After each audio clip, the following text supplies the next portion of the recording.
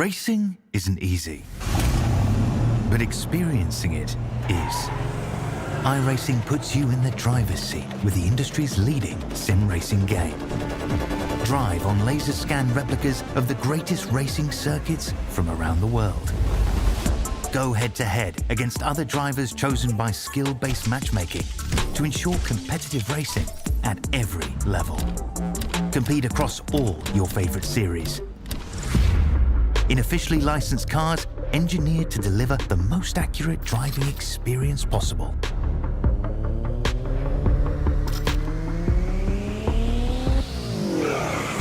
Join a race or host your own with players from across the globe. Race against the computer or in a league with friends. Feel the thrill behind the wheel. Visit iRacing.com.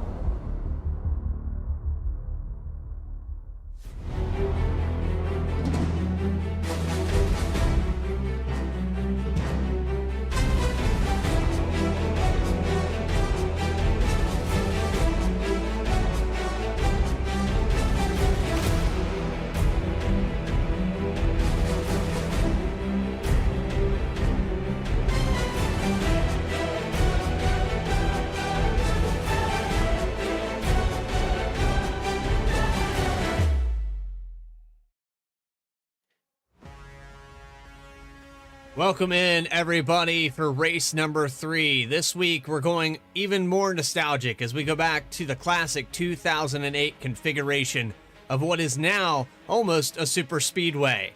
Live from the virtual Atlanta Motor Speedway, it's the SimRacerHub.com Challenge Series, presented by Admin Box, Rapid Fire Pizza, and Aspiration Homes. Welcome in, everybody. I'm your host, Bradley Cooper. Alongside me for the first 3 races so far is Alex Gagnon. And Alex, we've seen already some really clean events. We saw Daytona, we saw Auto Club, an average of 1 caution. It's like whatever, do the math on that, 0.68 or something like that. But they've been really, really clean in a car that is very difficult to drive. Yeah, they go out to Daytona, really only 1 or 2 incidents the entire race there with the Super Speedway. That is quite impressive. And then a clean run last week at Auto Club, really cementing the deal. Atlanta, though, could be a bit of a different story. A much narrower track than Auto Club was a week ago. You got to be a lot harder on the brakes here than you were at either of the previous 2 tracks. This configuration of Atlanta, definitely known for those who can keep their tires the best. And I think that not only will we see the cream of the crop rise to the front of the field here today, but we might also see a couple of drivers get into some issues if they burn out those tires too quickly. And it is a multi-groove racetrack, but like you said, you're going to have to stick to the bottom of this racetrack for a long time and save your tires. Very easy to step the rear end out with 900 plus horsepower in the Generation 4 stock cars. So these kind of fit hand in hand, 2005 to 2008, this track and this car combination definitely going to be revived. So there's a look at Atlanta Motor Speedway, a 1.54 mile oval, 24 degrees of banking in the turns. That has not changed. What has changed is the asymmetry and the asphalt. It's going to be a little bit more of a banked on the exits. So that's what's allowing these drivers to run these things full throttle. But even with the Gen 4 car and all the power it has, even with the new configuration, you kind of have to race this place pretty similar. It's very easy to overdrive it, and eventually you will be lifting off the gas and maybe even trail braking later into the run. Race analysis up on your screen. We finally have the stage end there at lap 45 up on the graphic. We've been running stage racing all season long. However, we're not going to have cautions, so remember that. Keep that in mind. It will get stage points to the top 10. 90 laps here today. 45 mile per hour pit road speed limit with 4 tire sets available. And as always, 100% fuel on the iRacing fixed setup. About 1:48 left here in qualifying. We'll take a quick look at the points. And Alex, it's tight. The top 10 hasn't changed much, but we're only 2 races in. Yeah, it's always interesting with the opening race of the year being a super speedway like Daytona. Could potentially really shuffle things up at the front of the field. But a lot of the familiar faces we saw up front at Daytona, we saw up front again at Auto Club last week. And that's how you're seeing a pretty big disparity already in the top 20 in points here. Obviously, pacing the field right now, Michael Sturgill, who won last week at Auto Club, Gabe Ellison, who got the stage win, and was also on the podium last week, his first of the season. So those 2 guys running really well right now, but a couple of contenders early on so far. Obviously, Drew winning at Daytona, his teammate and Dylan Rosenberg just behind him. And then that 43 car of Casey Carrington, currently sitting in 5th place in points, who's put together 2 quality runs to start the season. It's going to be interesting to see what happens here. The tracks just keep getting smaller, half a mile smaller each week so far through the opening 3 weeks. And as the tracks get smaller, who will rise to the front of the standings? We will be finding out momentarily here, Bradley. And will we have another first-time winner, or will we see our first multi-time winner here this season? About 30 seconds left, so let's go ahead and take it trackside now and get the grid coming up on your screen. Starting on the pole here today. As soon as I get that information, it's going to take about an additional 10 seconds. We might have jumped the gun just a little bit here on our end, but right now with practice, it's of course got Stan Carnathan, and I think this is going to settle it out with Stan Carnathan, a 30.971, and the number 82 is going to start up front.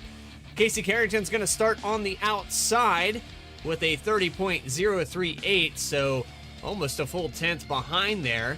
And then as we go to row number 2, Michael Mullins in the number 24 starting in 3rd. Nick Gowan in 4th. Michael Sturgill in the 5th position with Curtis White in 6th. 7th spot, Josh Dillon with Michael Garone in 8th. And rounding out your top 10 here today is Thomas Stokes and Daniel Grue. Rolling off there in row 6, it's the 49 of Clinton Sneed. Joseph Plowiger to his outside in the 9 car. Row 7, it'll be the 7 of Josh Taylor and the 22 of Craig Martin. Back in row 8, Jeff Noe in the 55, Jose Ruiz in the 6. In 17th, it is Nathan Rogie in the 87, Kyle Shelton in the 77 machine to his outside. And in row 10, it is the 91 of Dylan Rosenberg and the 21 of Clint Castleberry. About 24, 25 cars. It looks like Chris Waddle is going to elect not to grid, but we have Stephen Melnick in 21st position with Tim Bruce in 22nd. 23rd is going to go to Andy Oak and Sheldon Atkins in 24th. And like I said, Chris Waddle has not hit the grid just yet, but getting set to go around this for one pace lap, and we'll get down there momentarily as soon as these cars start to roll. With the command to fire the engines, cars out on the grid.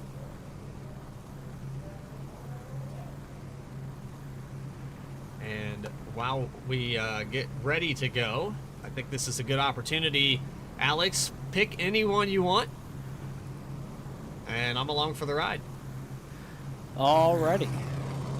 You know, I think it'd be fun to take a look at some of the folks up front that obviously they qualified well. Expect them to be running well in the early going. Obviously, we have not had an opportunity to talk a lot about our pole sitter Stan Carnathan yet this year in the 82 machine.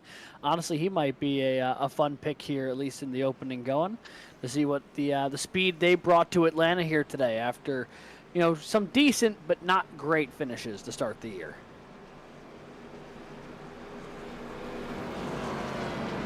Stan Carnathan, Bradley Cooper, Alex Gagnon in the sports. Go fuck yourself. Oh boy, we gotta fix the soundboard in here, don't we? Well, Stan, I got nothing. I got nothing after that introduction. Yeah, I'll have to turn that one off. All right, so you're in here. You're ready. You're starting on the front row. Anything for us here as we get ready? Nah, I'm just trying not to wreck the field here on the start. All right, man. Well, yeah, we'll get the soundboard fixed. Good luck out there, and maybe we'll talk to you post-race. All right, thanks, guys. I forgot I had mine turned on, but I didn't think that it would matter. I thought it was disabled in here. Well, might be the omen here for Atlanta. Is going to be a lot of, you know, just going to go out there, do what you need to do as the pace car peels away here. All right, well, occasionally you have that. You're allowed one on YouTube, but green flag's out. Race number 3 of the Sim Racer Hub. Oh, points leader already having problems at the start of the race. Josh Dillon got completely shuffled out of line. The 12 car in the grass in the infield wall. And towed back to pit road.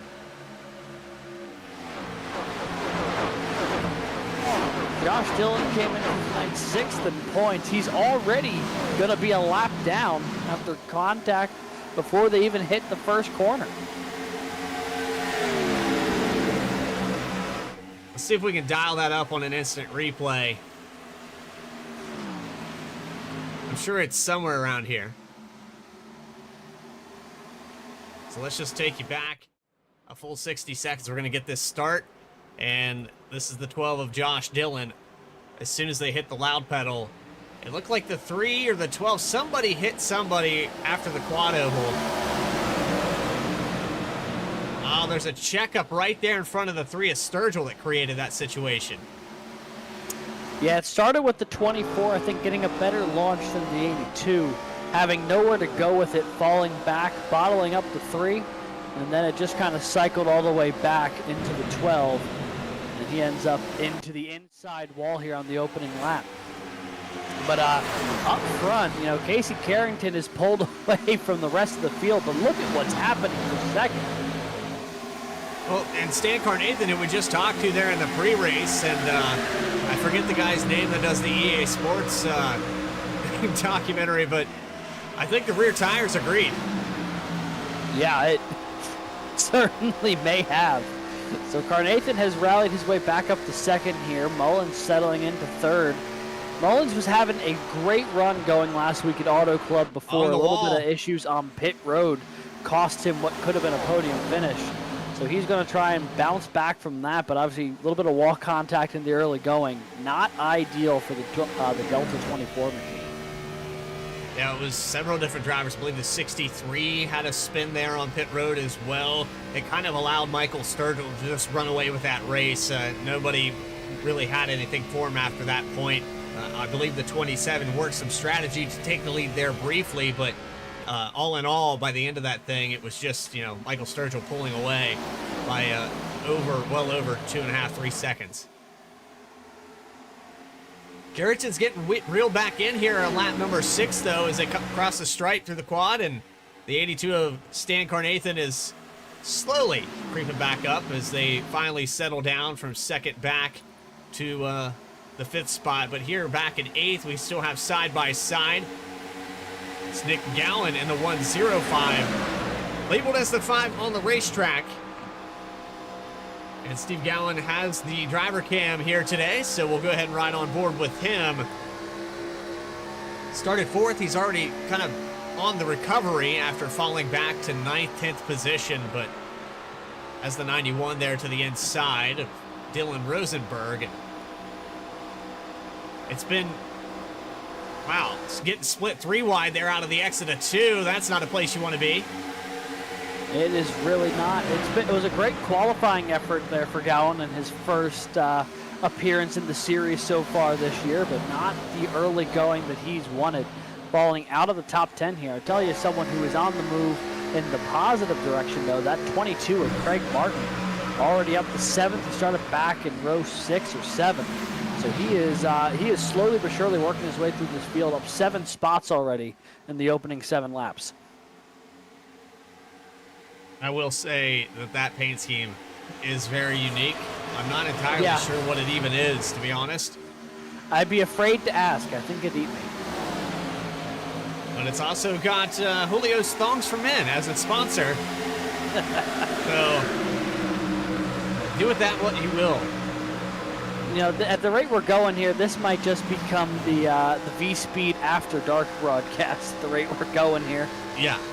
Yeah, we've broke all the rules for a family-friendly stream thus far. All within the first 10 laps. We're doing great. Tell you what, another guy who's doing pretty great there is the 43 Carrington. Did not start on the pole, but took the lead in the opening corner. Hasn't looked back. He was able to open up that gap pretty significantly over Carnathan and Mullins when they were 2-3 wide battling for second. But now that they've kind of gotten lineared back out and everyone's kind of running nose to tail, they're starting to reel him back in. But that 43 car we've seen run up front at Daytona, we've seen him run up front at Auto Club, and now leading laps again here today at Atlanta. I have a feeling that first win of the season could be coming for the 43 sooner rather than later. He continues to put himself in the top 5 week in, week out. And even with the bad start, though, that Carnathan had, he's been able to reel him back in pretty much the entirety. I think that checkup allowed the 43 to get such a great lead and get this lap led. But now I think it's a matter of how long can he hold on to it. He has your points leader Sturgill in the hunt as well back and forth. The 24 of Mullins, who was bad fast at Auto Club. Remember, he was one of the few cars that was able to hug the bottom all the way around the racetrack. And the car as loose as it was surprising to see that anyone was able to do it. He did it every single time, was able to pull away. Had he not had that mistake, like you mentioned, the pre-race there on pit road, he probably would have been victorious. And I know that's a thought that's probably eaten at him a little bit here over the past week, knowing that win was very much in his grasp, and I'm sure he'll be laser focused on trying to redeem that victory today if he has the ability to do so. So far showing some good speed early, running in this 3rd position within striking distance of the lead here, only half a second back as we make our way on the lap 13 out of 90. And the top 5 as they run, Carrington and Carnathan, Mullins, Sturgill, and Garone. As we jump a little farther back here, that is Taylor on the inside battling with the 21 machine. And going to lose out to both Castleberry and Clint Snead in the 49. Taylor has a little bit of right front damage on that machine, so probably hindering his straightaway and his exit on these corners. He'll fall back to 16th after starting in 13th spot. Clint Snead, he's down 4. He's trying to recover as well. There's quite a few drivers that lost a lot, but you know who's really on the move overall in this field? 12 positions gained for Dylan Rosenberg. He's going to pick off another one as he gets around Craig Martin. He's up to 7th now. Yeah, Rosenberg's 4th in the points for a reason here in the early going of this season, and he is just trucking his way toward the front of the field. And, you know, whether it has been Daytona Auto Club or now Atlanta, those two teammates, Giroux and Rosenberg, always seem to find themselves together on track. And despite the disparity in where they qualified, it looks like Rosenberg's going to work himself right back alongside his teammate here in a minute if he can find his way around the 66 machine. This is the driver that won at Daytona.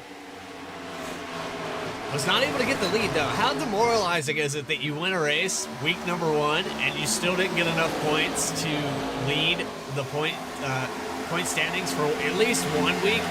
And now, you know, for Auto Club, he wasn't able to get up there and get any laps led.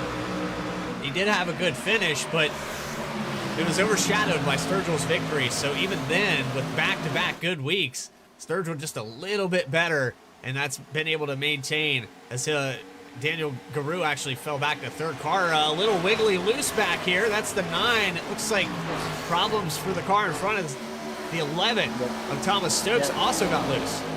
Yeah, Stokes got way out there, and then Plowger also got way loose a moment later. Not entirely sure what happened to the 11. But he was almost into the infield here when he was trying to get around the 9 machine. This was the battle for 10th or 11th on track. 9 got into the wall out of 2. Wall. He caught the wall. The 11 had to make evasive maneuvers, so it was actually Joseph Plogger that had the problems to the entirety. The 11 just kind of dodged the bullet there. When you drag the wall, those cars dropped probably a good 20 miles per hour, and you gotta make a quick decision of where's that guy gonna go. Luckily, the 9 was able to kind of keep it up there and not pull it off the wall across the nose of somebody. Yeah, and then the moment the traffic passed, he ducked down low and was trying to get his speed back up. But you can just see the line of cars there from Giroux on back through the top 10. They are running real tight in the back half of the top 5 right now. The 92, dare I say, maybe holding up traffic just a hair. As you see the 66 maybe looking to the inside. But I guess you could say the same thing right now in that battle for 2nd. Carnathan, Mullins, and Sturgill were all over each other for P2 there. Mullins going to choose the high line through 1 and 2. Looks like he'll prevail here on the exit. As long as he doesn't get into the wall, it looks like he might have touched it just briefly. No matter, though, the 3 was off the momentum. When you run that low line, you can't run up to the exit where you would normally just run out towards the wall to keep that speed. You have to lift off the throttle a little bit and allow that guy to your outside some room. So even though the 24 of Mullins does hit the wall, the 3 had to lose so much speed that it doesn't matter. Now he's going to try the outside. Yeah, now we're at this part in the run. You put 20 laps down on these tires. You see Sturgill make a power move to the inside here to clear the 24. Just took all that momentum off the high side and drove right past him to get back into 3rd. But yeah, we're reaching that point in the run where now, you know, we'll see who's been taking care of their tires in the opening 20 laps. Because we'll see probably some people start to surge through this field and some people really start to fall back, because with these 900 horsepower engines, it's real easy to start cooking the tires a little bit over the course of 20 laps if you're not paying attention to it. Another off track there for Thomas Stokes. Again, looks like he's dodging the 9 car out of the corner. This, what might be happened? the weirdest, if that was a similar incident, I'll hold this thought until we get an opportunity to re-look at that. But that might be a very interesting case if that happened twice. I don't think it was, but maybe he made the mistake here. He gets loose. Oh yeah, he just gets way loose. Has to catch it all the way down below the apron, and then when he comes back on track, the 9's there next to him. It's been an eventful few laps there for Thomas Stokes in the 11 machine. He is experiencing every element of this Atlanta backstretch and all it has to offer. And you can hear that throttle play to try to get that car back straight. Never an easy feeling when the back tires don't work anymore. It's a black ice, essentially, at 180 miles per hour. Stan Carnathan still in the second position. Casey Carrington has pulled away about 0.6 of a second. Michael Sturgill able to get clear and pull about a couple tenths ahead of the 24 of Mullins. Then Daniel Garou and Dylan Rosenberg. Looks like the 66 of Michael Garone. Still trying to figure out how he's going to get around these guys. A little bit quicker every other lap, but just hasn't been able to get clear of the 92, and now that's allowed Rosenberg to get up here and battle to his inside. I don't really see a dominant line here yet, Alex. I haven't really seen something that sticks out. Not necessarily. We've seen cars be able to pass up high. We've seen cars being able to pass down low. It's really just been a matter of where you've been able to set up the car in front of you. And it doesn't really matter which side that is. As you see, the 66 potentially going to have the run here on the 92 that he's been working on for the past several laps. He's going to go about 3 lanes off the bottom. Giroux right down on the apron. Rosenberg to the outside of the 92 as well as Garone gets clear. And Giroux starting to fall back here. It looks like he's having some issues coming off the corner there. A couple of compromised exits in a row with cars to his outside is starting to drop him down the timing table a bit. Well, we also need to go back because just on the corner of my eye, I saw problems for Michael Sturgill.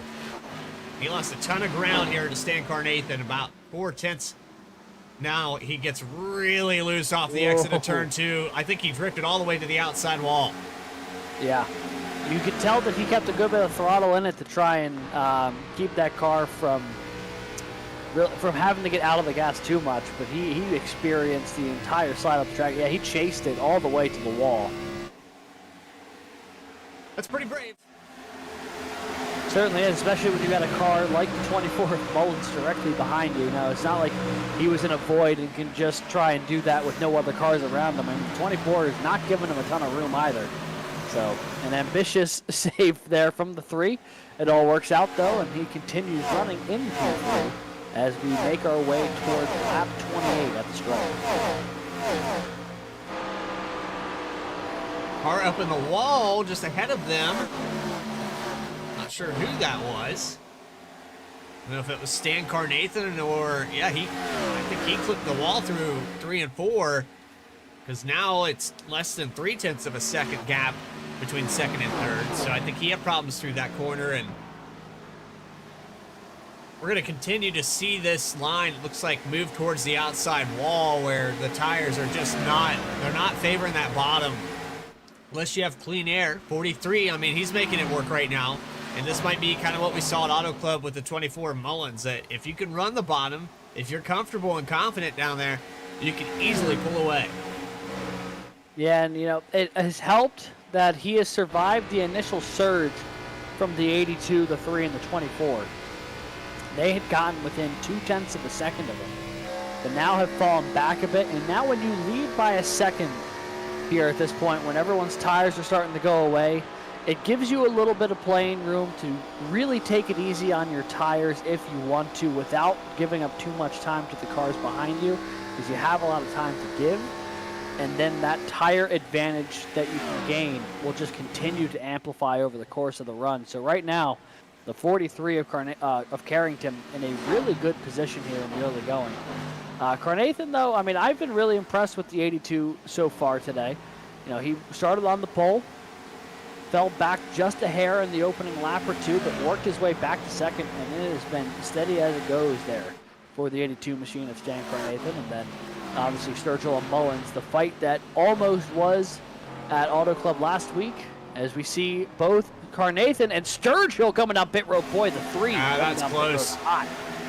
That is close. Really laying on the brakes there at the last second. I don't know. We'll have to wait and see here down pit road for the 3 of Sturgill. He made up a lot of ground, but we'll have to wait for confirmation on this penalty. Looks like left sides go up. If he goes down and away, that was a close one. Wow. Wow. Perfectly executed there by the 3 of Sturgill. Will still come out behind the 82, but got right up to his back bumper on pit entrance. To back it up just a little bit more here. Oh boy, just inside the cone, just down at the proper speed. Very fine line from the 3 machine. I mean, I wouldn't do it. I wouldn't push it that hard, but you know how iRacing can be. You could go 2 mile per hour over the exit speed and get a black flag. So when what appeared to be probably a good 4 or 5 over the limit as he crossed that commitment line, that's brave. Yeah. Either way, he will continue trucking along there just behind the 82. And they will obviously be cycling out toward the tail end of the field here as green flag pit stops. This cycle commences. They're in 18th and 19th right now as they run. Most cars on track yet to come down pit road.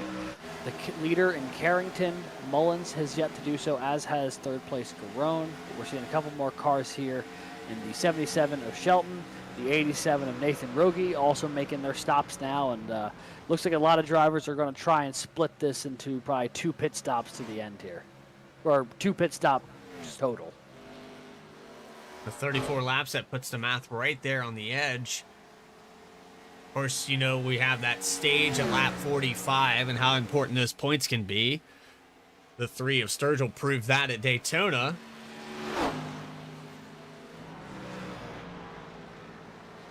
Also proved it in Auto Club. I mean, there's so many instances where with stage racing, those bonus points, they don't seem like they're that important, but when you finish in the top 10 every single time, you don't have to win a race. It really can't come down to that. I've seen drivers in other series that we broadcast here on Vspeed that haven't even won a race yet, and they're 2 weeks before playoff time. They've had the points lead for 7 weeks, so you never know. You always got to try to mitigate that and just get stages. Sometimes that's enough. Yeah, absolutely. And, you know, it's a long season. This regular season for the Challenge Series, I believe, is 15 weeks. So if you were to tack on some stage points in every race this season, I mean, there's a pretty good chance that you're getting multiple extra races worth of points by the time it's all said and done. So that will add up in a hurry if you're able to consistently get there week in, week out. As the stage is about 10, make it 9 laps away here. Carrington still leads over Mullins and Garone. And now we see the 105/5 of Nick Gowan starting to get back involved here. He's right on the back bumper of Rosenberg, who gets super loose off a 2. All the air off the spoiler. He's still trying to recover it. I think he put him in a vacuum there as he came out of that corner. And the 5's going to get up in the wall. 63 of White's going to have to dive down below him, try and get onto the underside. It's been a chaotic little battle here for 4th. Rosenberg, Gowan, and now Curtis White into the mix as well. What a mix-up there. It almost started with the 91 going around. Then Gowan hits the outside wall a corner later. I'm a little bit biased. Oh, man, this wall is not... You can't move it. I promise, Nick, that you can't move it. It's going to be there every single time. Wearing the right side off of that machine makes it a very evasive move with the run off of 4. Even after the wall ride on the entry had enough to get to the inside of Dylan Rosenberg. He's trying, just hasn't been able to clear just yet. That 91 car not handling super well right now. Looked pretty good there off of 2, but had a couple corners in a row where he was really struggling for pace. And also a moment ago, you saw the 49 of Quentin Sneed going by, the 92 of Daniel Giroux. Those guys are on fresh tires, and you can see the difference as they go roaring past Mullins here in the turn 1. That's what fresh tires will do for you here after about 35 laps at Atlanta. Approaching that Whoa, stage. 49 almost got a little sideways there off of 2. Saw a car down there on the apron just in front of that as well. Looked like contact with the wall for Kyle Shelton.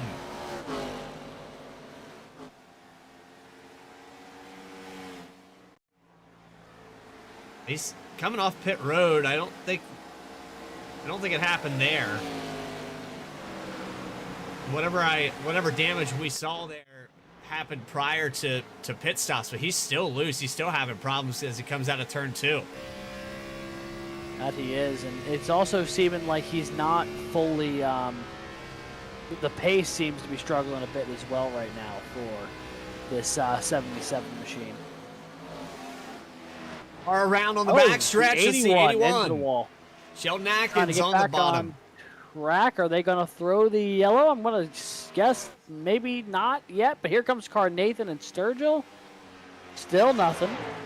Flagman content to leave the yellow in the stand right now, but the 81 machine having some serious issues. A lot of damage to that car. There's all kinds of people involved in this as well. I think the 9 got a piece of this. Oh, Back the guy this up a behind little him more. certainly did as well. Plauger hits the wall and comes down into the 81 and the car in black just behind him. 87 on the inside there of the 11. So Thomas Stokes gets past, and then up into the wall for the 9 across the nose. The 81, the 19 also involved. That's Andy Oak. Yeah. It's a wonder he didn't trigger a yellow with that one. I'm really surprised. I mean, Zach came down in front of cars. There was traffic there. I am floored that they didn't throw the yellow, but alas, we continue green here at Atlanta. The stage only a moment away. Carrington looks to be in prime position to pick up the stage win, with Mullins and Gowan potentially podiuming in this stage break. There will not be a caution for the stage break. They will simply take note of the top 10 running order at the scheduled stage break of lap 45, and those drivers will be awarded points at the end of today's race. Oh, we will go ahead and display a white flag just to show that this is the final lap of said stage, and we'll display your top 10 on the left-hand side of the screen. So all the drivers, when this 43 car comes across the stripe, any names you see on the left-hand side will get bonus points towards that championship. Looks like right now Castleberry at the very end. You've got Martin, Ruiz, Stokes, Rosenberg, White. Some of the drivers that are up front here in the points, not in there, such as Sturgill. See that he's fallen out of the top 10. And there it is officially, your stage winner, AC Carrington in the number 43 on lap 45 coming by. Yeah, and he did it so in dominating fashion. Hasn't come down pit road yet, but has led every lap of the opening bit to this race.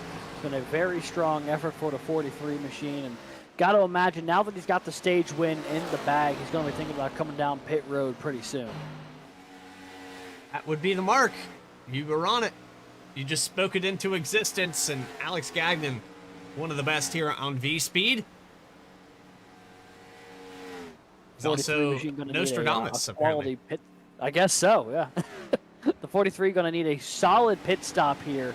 Obviously giving up a lot of time to Sturgill and Carnathan in this pit cycle. So he doesn't want to fall too far behind on this pit stop. The fresh tires will bring him back to them.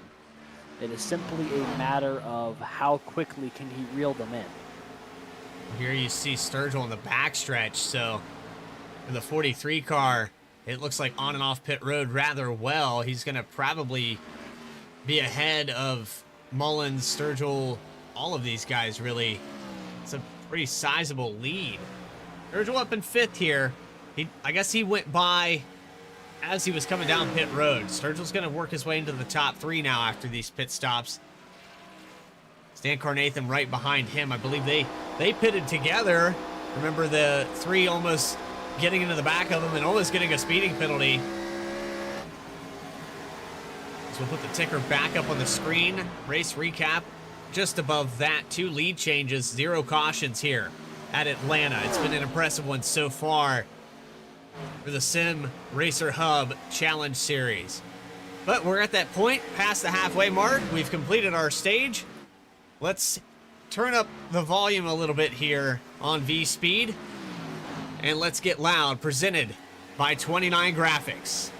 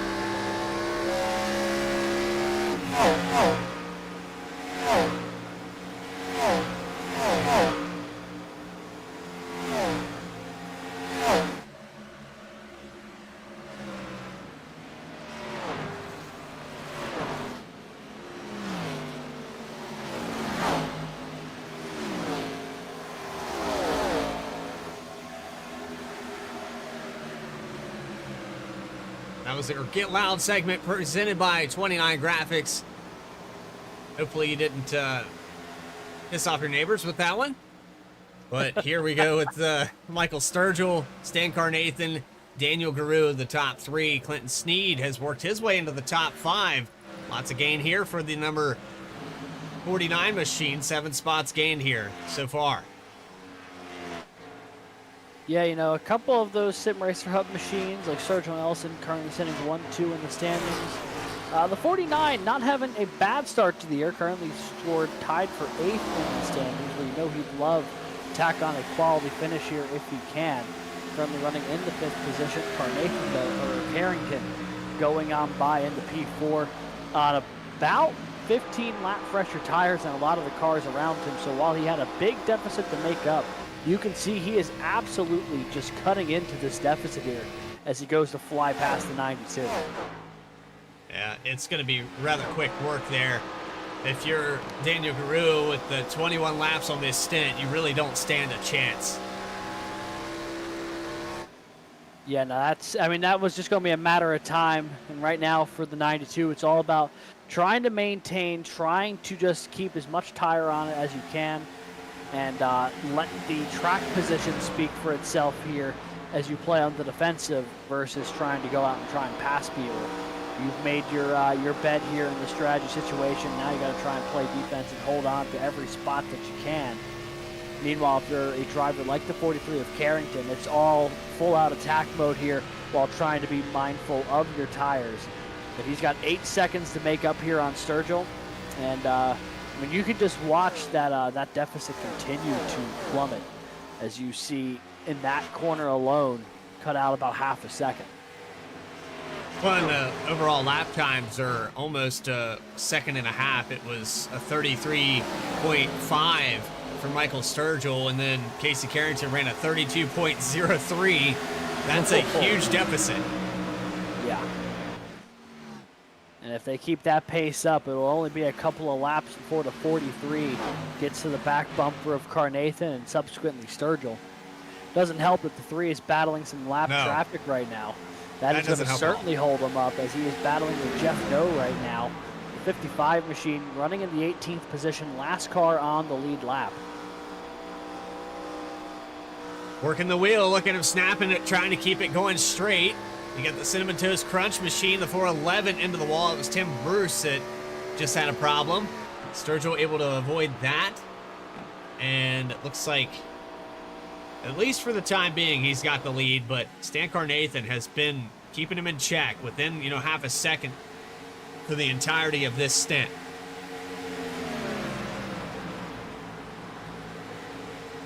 And one thing that I found really interesting is, Sturgill got around Carnathan off of pit road, within a couple of laps, but the two of them have been glued together since.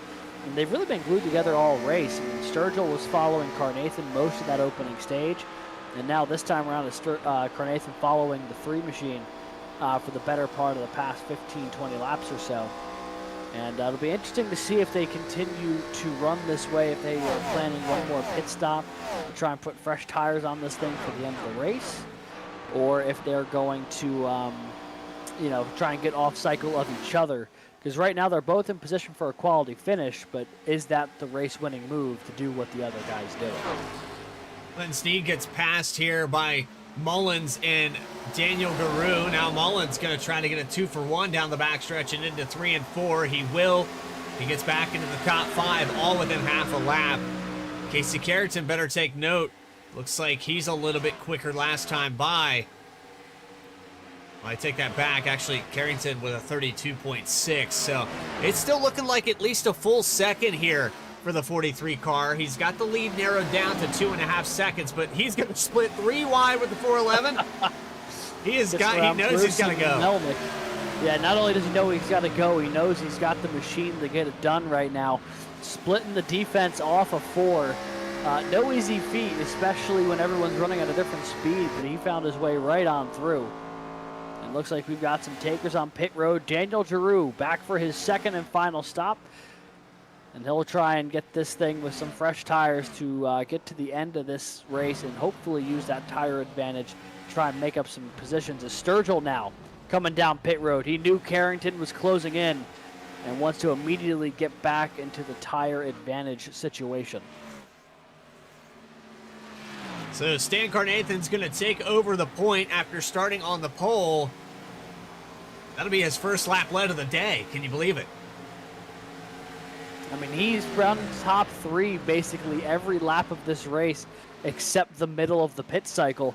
Just has not been necessarily the fastest car today, always the 2nd or 3rd quickest. And now you see the 82 making his way down pit road, 1 lap off from the 3. So they undercut, going to be the move here from the 3 to try and get some gap from the 82. The slightly fresher tire is going to be Carnathan's play here to try and get around the 3. And that will leave the 43 of Casey Carrington to re-inherit the lead here on lap 62. The man who led all of the opening stage reassumes the point here, and he does not need to come back down pit road tonight. Based off what he proved there in the stage 1, yeah, he can make it in 1 stop. He could very easily stay out here. He even extended it to lap 46, so there's no reason to believe that he can't stay out here for the entirety of the remaining parts of this race. I'm kind of surprised nobody else is trying this. Yeah, it looked like there was like a couple of cars who were going to make that work, but you know, the 43 has been able to not only put himself in a 1-stop situation, but also is just so fast in that opening stage that he's really opened up a gap. You know, Sturgill and Carnathan lapped down at the moment. So not only are they going to have to get by the 43 once, then they're going to have to catch an entire 1.5 miles on them to do it again, all in the closing 26 laps. So they'll have a tire advantage, but I don't know if a tire advantage of about 15 to 20 laps is going to be able to undo a full circuit here at Atlanta Motor Speedway. I got to ask you a question here, Alex. I don't know the information on this, but there must have been problems for Stan Carnathan into the stall. Something went dead wrong, whether it was with the exit of pit road or the entry, I'm not entirely sure.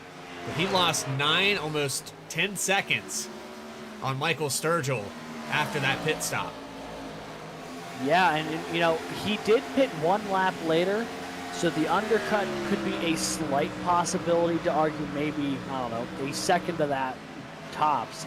So clearly the 82 must have had some sort of problems on pit road, as he is now fallen quite a distance behind Sturgill. And the 3 machine going to try and, you know, rally his way back into you know, the top 5, maybe a top 3 position here before this is said and done, if he's able to do so. You see he's about to get around Carrington to get back on the lead lap. So big pace differential between the 2, but he has got a full lap to make up here in the closing 24. Deficit over 31.5 seconds there as he goes by. It's a big difference on speed, but I think by the time that Sturgill gets back to the top 5, these tires are going to even out so much that even though Casey Carrington will have probably 35, 40 laps on his tires, it's not going to matter. Sturgill's, you know, 15 lap difference is not going to be enough. We saw it kind of even out there before Sturgill came down pit road, before Carnathan came in, that lead, I think it was about 1.5 seconds when he first came out on pit road, and then it dwindled down. It was only a second difference, and even then it was 8 or 9 tenths by the end of it. So it's just weird how tires work like that. They kind of hit a plateau, and then instead of losing, you know, 3 or 4 tenths a lap, you just lose a tenth or maybe even, you know, 100th of a second. And that is something that will absolutely work into the leader's favor here in Casey Carrington.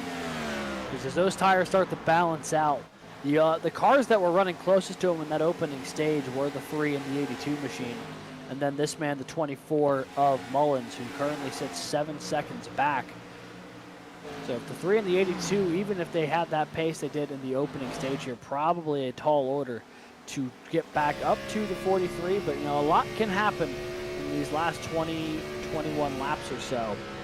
And I'm looking at the timing table here, and I wonder who else would still need to come down pit road before this one's all said and done, as we have a fun battle developing here for 3rd. Curtis White, Zach Gowan battling it out for P3. And so now I'm looking at the Stan Casey Carrington proved that you can go 45, almost 46 laps in the first stage of this race. And now you have 4 or 5 cars in the top 10 that are pretty much committed to this. They can make it. Michael Garone is probably in the best situation. He's a lap shorter, so he stretched it out even further. So if by some slim chance Carrington can't make it on fuel, well, I would say probably this guy is going to have the best chances. They're still up here. Curtis White side by side with the 87. He had to dodge, I believe, problems for Nathan Rogie and maybe fresher tires. He's on a faster stint, but had problems out of turn 2, and it looked like the 63 of Curtis White had to dodge him. Now Gowan to the outside. Yeah, Gowan looking to the outside of Curtis White here. Curtis White, another one of those drivers like Mullins from last week who had a pretty good run going until issues on pit road cost him what could have been an even better finish. So he's trying to get the finish that he's been running for here with the way Auto Club went last week, and you see Clinton Sneed on those fresher tires just flying past him. That 49 machine taking the same strategy as the 3 and the 82, pitting twice and trying to make up the difference by having fresher tires more regularly than some of the cars trying to stop only once. And Sturgill back into the top 10 here. You know, he's still 22.5 seconds back of Casey Carrington with about 18 laps to go, but he's already cut off about 9 seconds in the previous 7 or 8 laps. And shout out to the chat, Brian Hennings. Looks like Fancy Fedora, Kimberly out there. Appreciate you guys stopping in and checking it out. If you haven't hit the subscribe button, go ahead. If you're watching us live here on Vspeed, we'll have flag-to-flag coverage all season long with a 20-race season here in the SimRacerHub.com Challenge Series. And I failed to do it last week, so I'm going to do it now. I got to read off some things. The sponsors weren't very happy. I just got to say that. So, here you go. We got to say that this broadcast, of course, is presented by several different sponsors. We have Admin Box out there, so we'll make a mention on them. And then there's Woodfire Pizza. It was probably the most unhappy with me, so I'll let you know that the first Woodfire Pizza, or Rapid Fire Pizza rather, I assume they use Woodfire, opened in stores in 2015 in Dayton, Ohio. The idea was simple: make delicious, fast, and affordable pizza. Now, in 25 cities across the country, customers love the fresh taste, the speed, and the ability to create their own perfect pizza with over 35 different toppings and sauces. You can go to www.rapidfirepizza.com for a location near you. Of course, the main sponsor of this series, which is being displayed on your screen right here with the SimRacerHub.com. Since 2009, they've been the premier destination for iRacing League scoring. Their mission is to provide you with the most comprehensive and user-friendly tools to manage your league schedules, results, points, and stats. Plus, our highly active Discord community is always ready to assist you with any questions or issues. SimRacerHub.com. Check them out. Every league that I broadcast for, with the exception of maybe one, is using the Sim Racer Hub to do their stuff, and they've made it really easy to do anything when it comes to chase format, playoff format, whatever you got.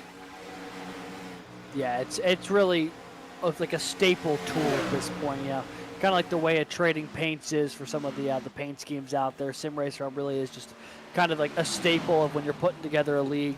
You need something to keep track of points and statistics. I mean, that is easily the go-to. As we're jumping back onto on-track action here, just north of 10 laps to go, maybe making about 13 or so at the line. Michael Sturgill has closed in another 4 seconds or so on Casey Carrington. That gap now 18.5 seconds with 12 laps to go. Well, and you're saying 13 laps, I don't think that's enough time. It's 18 seconds to catch up. That's over a second a lap. The lap times, they're just not quite adding up. I mean, it's a second and a half, but I don't think, I mean, he'll probably catch up to the top 5, like you said, but once he gets there, I think some of these guys missed the strategy. Carrington had it figured out. Even being out front with no draft, and he's just in a better situation. He's been able to stretch it out. Yeah, now the only thing that the 43 really needs to contend with is lap traffic here. As you see, he works to the inside of the 55 of Jeff No. He's also got the 9 of Plowger just behind him. So a little bit of lap traffic that the 43 is contending with here. That might slow him down a hair, a bit of a shallow exit there from Carrington. But he will pick off another one. Only 11 cars still on the lead lap here. And that'll happen at Atlanta when you have a nice, healthy green flag run like we've seen. No cautions so far tonight. One that almost maybe could have been, but was not flagged by iRacing. So it's been 80 laps to the green since the drop of the green flag here tonight. So another thing I need to mention, Aspiration Holmes. We'll get a good zoom in here of the number 9. I called it sacrilege there a week ago. Number 9, Evernham number on a Pontiac, but did you know? We'll fact check that when Evernham was originally going to set up his team, Dodge wasn't available, and Pontiac was going to be the car that they were going to choose. So maybe that's the hidden story behind that. Maybe. Did not know that.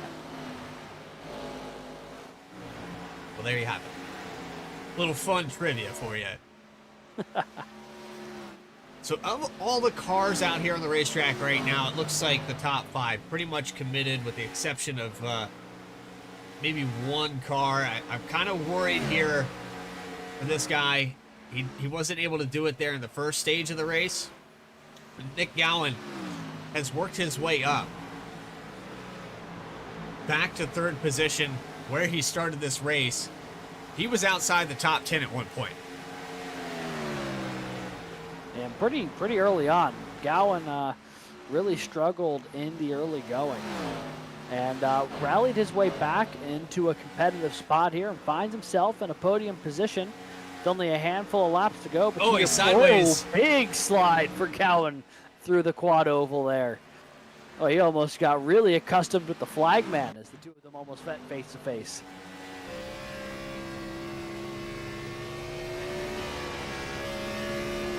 That's a pretty big slide to have through the quad oval there. Able to hold on to it. Possible podium finish here for the 105. Curtis White on the outside. That looks like the 15 machine of Chris Waddle, who was late to grid here today. He's 11 laps down, but Chris Waddle's still out there. And the All Berries Captain Crunch machine a little off the pace here today. There's a few cars that have just kind of had problems from the start of this race. Andy Oak is another one, but I think that one can be chalked up to what happened on the back straightaway where he got caught up in an incident with a few others. So, yeah, Kyle Shelton also, I think, was involved in that as well. Had problems. He has damage on the right side. He's just trying to salvage this race. And Sheldon Atkins, Josh Dillon out of the event as we approach 5 laps to go when we come by this time. Yeah, and it's been, I mean, I think you nailed it a couple laps ago, talking about the fact that this race really came down to what strategy you were going to run going into it. And the 43 machine of Casey Carrington absolutely hit the nail on the head today strategy-wise, stretching that opening stage to get the stage win. Very much in position here to potentially pick up the race win if he can hold on for another 5 laps. And it's been a textbook run so far for the 43. You know, at the start of the race, I was talking about the fact that he ran well at Daytona and at Auto Club, just did not pick up the win at either, but felt like that one was coming. Well, he certainly put a stamp of approval and maybe a stamp of authority on this one here. With 4 laps to go, he is cruising away from the field, 6.7 seconds ahead of 2nd place. And so maybe back to the drawing board for a lot of these guys when it comes to the 1.5 miles. This is the first one of the season, but as it continues on, you know, we kind of shorten the distance of what the laps were like. I think you said it best when you said we're taking a 1/2 mile off of each one here in the first 3. of the season. But off of turns 3 and 4 for 3 laps to go, Casey Carrington all but has this thing wrapped up. Michael Mullins, again, back to Auto Club. Could have been victorious there. Looks like he's gonna recover a lot, though, because he didn't even get a runner-up on that last one. So a second place finish here, he is 6.5 back from Carrington. Yeah, I do believe that he still salvaged a top 5 from that one, but I do not believe it was a podium finish for the 24 at Mullins. Yeah, and it should have been. Got the top 5. But yeah, I mean, he had the speed all day. Just one issue on pit road, puts you in that kind of position. But today, no issues on pit road, and the 24 going to get a well-earned podium finish here if he can hold on for the last couple laps. And while we talk about that, Nick Gowan is shaving about 2/10 off a lap. He is catching up to Michael Mullins. He has the deficit of about just over 1 second there. Curtis White also a little bit quicker, but isn't going to be enough time for them as Carrington's going to come out of turns 3 and 4 for the white flag this time by. So now it's official. Textbook race there for the 43.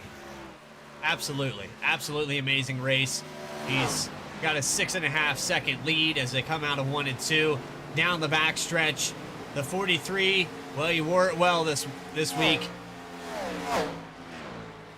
It has nothing to worry about here as he comes out of 3 and 4 for the final time here today. Casey Carrington for race number 3, third-time winner of the season in the points. Casey Carrington, victorious. 3 races, 3 different winners, and boy, led 75 of 90 tonight. Dominating effort from the 43. Impressive work.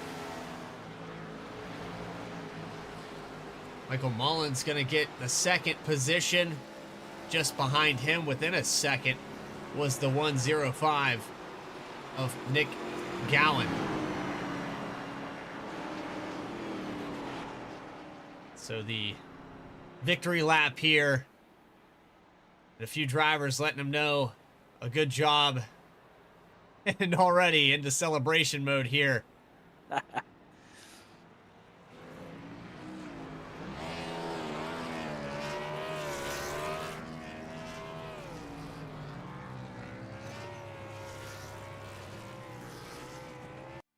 Post-race interviews with your top 3. You're watching the SimRacerHub.com Challenge Series live on Vspeed. Final results and interviews right after this. Racing isn't easy, but experiencing it is.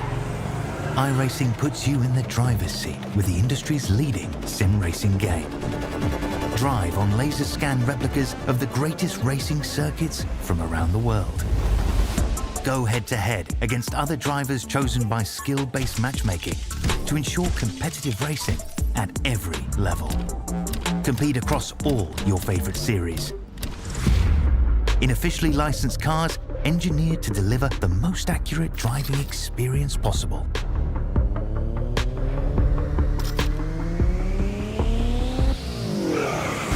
Join a race or host your own with players from across the globe. Race against the computer or in a league with friends. Feel the thrill behind the wheel. Visit iRacing.com.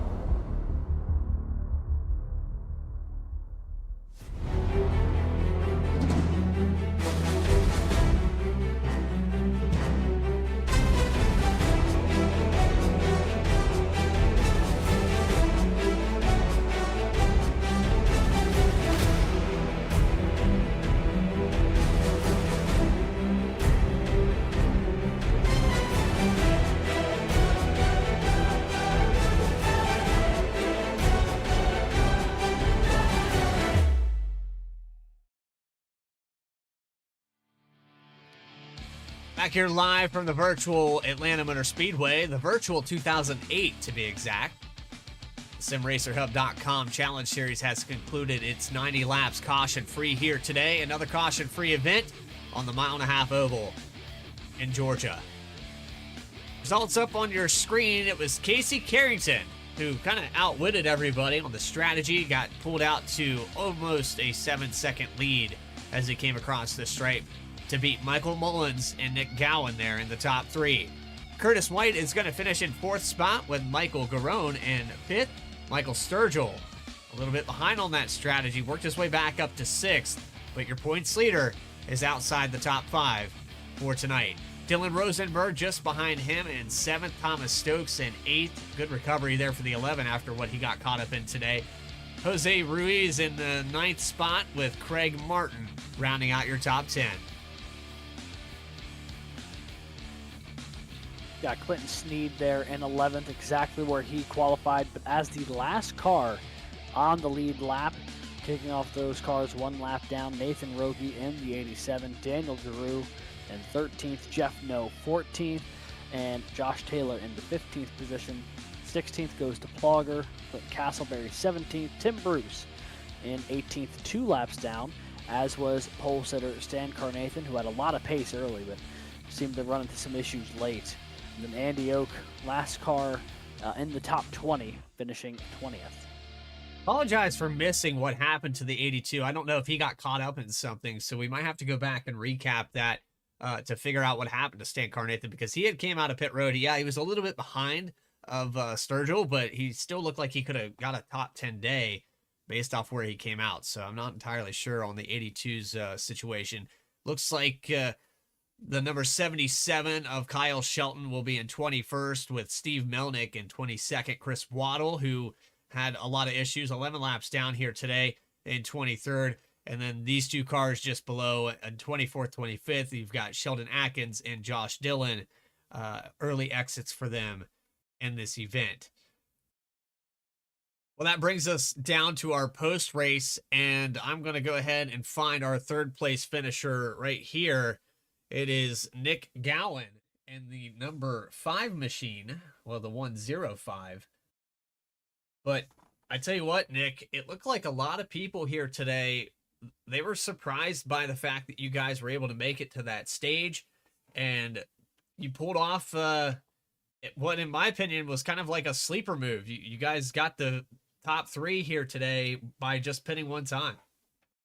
Yeah, wasn't really sure what was going to be faster in the end, like the 2-stop versus the 1-stop. So half of us did the 2-stop, the other half did the 1-stop, just to kind of change it up a little bit and just see what was faster in the end for next time. So seems like the 1-stop was the way to go.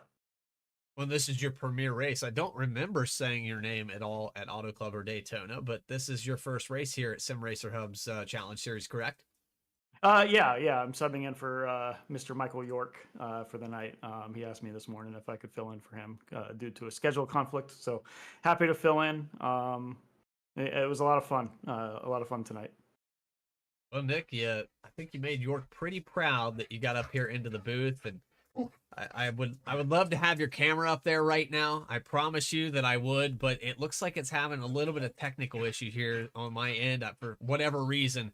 Outside of that, though, you really didn't have any technical issues except for maybe that first 20 laps of the race where you fell out of the top 5. You had started up in 3rd or 4th spot, and then was there something that happened on the start, or were you just pacing yourself to save fuel?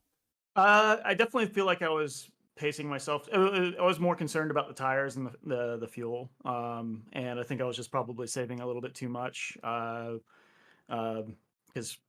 granted, my tires had come back around, but I feel like it was just a little too late, and I had to fight around too many different cars to get back up there. So I feel like my pace was a little slower than it should have been at the beginning of the race, but you live and learn.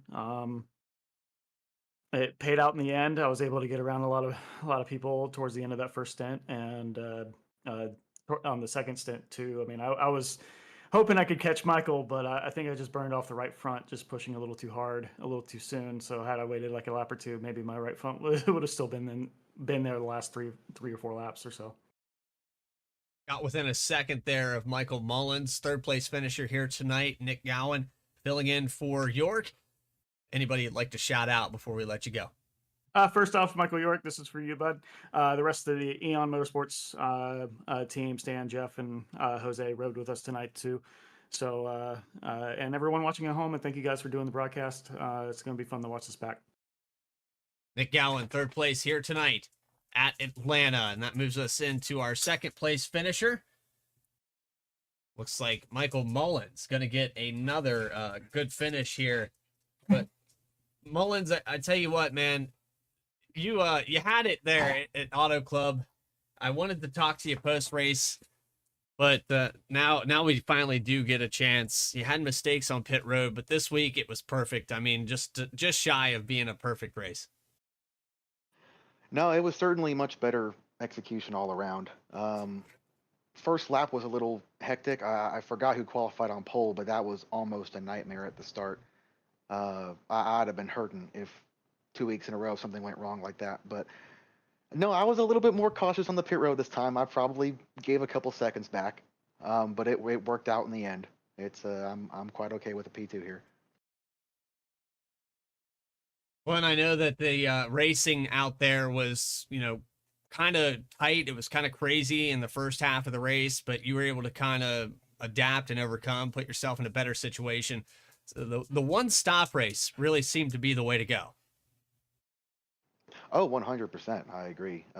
We had actually, myself and my teammates, Thomas, Curtis, and Sheldon, we had been practicing as the week had gone on, and we were running significantly hotter track temps than we anticipated for the race. So at first we really thought the two-stop was the way because we had track temps around 115, 120. Comes to race time and track temps down about 15 degrees and sort of a gut feeling thing, but thankfully we all decided to go for the one stop, and I think it really paid off across the board in the end because we anticipated doing a two-stop going into the race. So no, the strategy part of it was fun. It's nice to have green flag racing where we can sort of mix it up and try different things amongst the fields, but it was a lot of fun, and I thoroughly enjoyed it. We enjoyed watching it as well and bringing the coverage all the way through. Caution free, always kind of fits in the wheelhouse of certain drivers. You seem to be one of those guys that if the race goes green all the way through, you're going to find your way up into the top three. I would definitely say tire management is one of my better abilities as a driver. I knew that going into Fontana last week on a track that is also as slippery as Fontana is. I knew it would play forward this week. I believe we're going to Vegas next week. I can't say if that'll help us much there with how much of a stickier track that Vegas is. But yeah, it's any time we get a full tire run, I like to think that I'll be going forward. Well, this is my perfect opportunity to ask you, is there anybody that you'd like to shout out or thank while we have you up here in the booth? Oh, absolutely. No, I want to thank all of my teammates, Curtis, Thomas, and Sheldon. The four of us running this league this year. It was their idea. They sort of dragged me in last second. I'm incredibly grateful for them. They've been some of my best friends for over 10 years now. And this whole iRacing experience wouldn't be the same without them. So from the bottom of my heart, I genuinely appreciate them. Want to thank my dad. I know he caught the stream last week. I don't know if he got to see it this week. But he texted me after the race like, so you're not going to do that again, huh? And we had a joke about the pit lane incident. And of course, I want to thank you guys. Want to thank SimRacer Hub and Vspeed and everyone who helps put this stuff on. It's a fun program, and it's my first league I've participated in, and it's been a lot of fun to see how in-depth it's become. Absolutely, and congratulations on the top three. Not bad for your first time coming into a fully sanctioned league race or league overall. We'll have to see where you shake out here after week 3 in the points. But Michael Mullins, thank you for your time. We'll see you next week at Vegas. Yes, sir. Thank you guys. Take care. Second place finisher here tonight at Atlanta, and that finally brings us down to victory lane where Casey Carrington, Alex Gagnon are down there on the infield. Casey, first of all, congrats on the victory, dominating fashion tonight. And obviously, with finishing P2 last week, getting over that hurdle, winning today, leading just about every lap there was to lead with a fully green race. Talk to us a little bit about your day and, what went right. It feels like everything did. Well, I woke up, my back was a little sore. Now, as far as the race, I think a lot of it came down to just the kind of weird start we had. I guess Stan must have spun his tires or something and kind of stacked the field up on the inside row, and I got out to about a 2-second lead. And like I was telling the guys in the waiting room, pretty much that allowed me to just kind of back down the pace a little bit and let them catch me. And then by the time everybody caught back up to me, I'd saved my tires more than them, so I was able to kind of pull away. And then, I never. It didn't even occur to me to try the two-stop strategy like Sturgill and those guys started doing. So kind of threw me for a loop when they pitted at lap 30, and I spent pretty much the last 60 laps of the race nervous that my strategy wasn't going to work. But yeah, I mean, it was hard for me, so I can imagine how hard it was for everybody else that didn't have the same amount of pace. Because I mean, my hands were sore and cramping by the end of that one. Yeah, I want to ask you a little bit. You mentioned that you didn't even have the two-stop idea on your radar until you saw people going for it. What about the one-stopper made it such an appealing option tonight to not even consider the idea of having the pit twice? Well, I mean, truth be told, I didn't really think about it too hard. I just looked and saw we were at like 45 laps on a fuel run, and it's 90 laps. So I'm like, well, if you can stretch a lap or two here and there, thinking we were going to get cautions anyway, and it wouldn't matter. I was like, yeah, maybe you might be able to make it on one stop. And then, once he reminded us that the stage it was at the end of lap 45, I'm like, well, I'm definitely going to try to make it that way to get stage points. And once again, expecting a caution to come out at any point, I'm like, well, that'll, even if everybody else pits early and you get kind of put on the back burner, maybe a caution can catch you back up and equalize everything. But I don't know how we didn't have a caution tonight. I know there was a couple incidents, but that was, whew, I mean, I'm sure you probably like last week saw me hanging it out a couple times, and there was There a was a point there couple when for sure. Quentin caught me with about 10 laps to go. He, I wasn't really paying attention to the relative, so I thought Sturgill was going to be a lot closer on that two-stop strategy. And I'm thinking, oh, here we go. He's going to hold me up and put me in dirty air for his teammate. And yeah, if he hadn't pulled away from me, I might have wrecked because it was just so loose there in dirty air. And especially having been running in clean air for pretty much the whole race, it just, yeah, I mean, it's one of those setups and one of those combinations where you're driving harder on the straightaways than you are in the corners because the thing just wants to snap loose so much, especially on the front stretch. Well, fortunately for you, you were able to keep that car pointed in the right direction to take home the win tonight. And, maybe not a great start to the year with Daytona, but super speedways are always a bit of a roll of the dice. But second last week, a win here today. Got to imagine that's good momentum for you going into Vegas next week. I got to imagine you're feeling pretty good about how this season's kicking off for you. Yeah, the mile and a halfs are usually my specialty on here. I mean, Auto Club, second place there is good for me because that's one of my worst tracks. I'm good at Michigan, but not at Auto Club. Go figure. But and then yeah, Daytona, the plate races for me, it's just always like that. Start up front, get wrecked. I kind of look at those as like a tax write-off. So excited to be, having success that I feel like I should be having at the mile and a halfs, and hoping I can continue it on because I know there's a lot of good guys in the league, and once kind of like the start of the race tonight as a microcosm for the season, the better start you can get off to, the harder that everybody else has to run to catch you. So hopefully I can keep it up and have some decent finishes and not have a come apart in the middle of the season or anything like that. Absolutely. Well, it's been a privilege having you in the booth back-to-back weeks here. Hopefully we'll get to have that opportunity again in Vegas. But while you're here, anyone you want to thank or shout out tonight? Yeah, I want to shout out all you guys for doing the broadcast.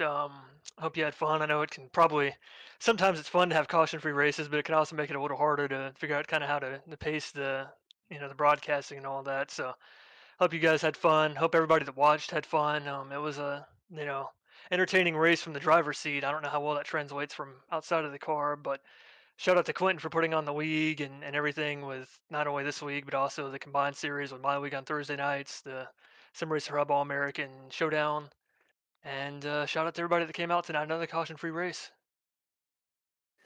Absolutely. Well, hey, congrats again, Casey, on the win, and hopefully we get to talk to you again here soon in Vegas.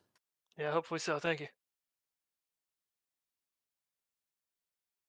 And that Casey was Carrington. Casey Carrington, Sorry our about that. winner here tonight from Atlanta. Now that's on me. I took way too long to hit the closeout on that one.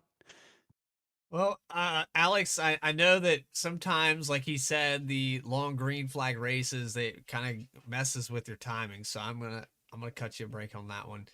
but we've worked together for quite some time, and we've put on some great shows. We've got another one for you as well. It's next week we're gonna go to Las Vegas. We're gonna go out to the desert. It's gonna be another great show here on Vspeed. Of course, that'll be at 9 p.m. Eastern Time, August 27th. If you can tune in there. And make sure you hit the subscribe button. It'll give you a notification so you don't have to remember. Your phone will go off, and there you go. You're back to it here on Vspeed. But for everybody here that was a part of the broadcast and SimRacerHub.com and the Challenge Series, Clinton Sneed for bringing us on. Adam Baker in the background helping us out with all the graphics and the things that he does. Alex Gagnon up here in the booth with me for the first 3 races this season. This is Bradley Cooper telling you to have a great rest of your week. We'll see you tomorrow night for Racing Revolution. Take care, everybody.